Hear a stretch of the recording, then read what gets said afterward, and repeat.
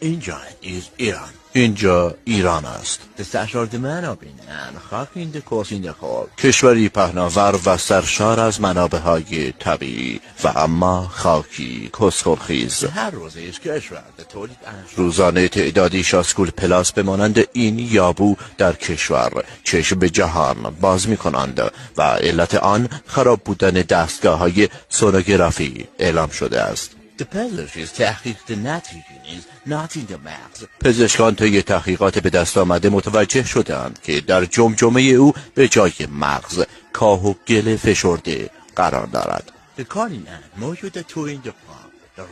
کار و حرفه این جاندار دوپا آبروریزی و ریدن در مراسم‌های شادی و عروسی است.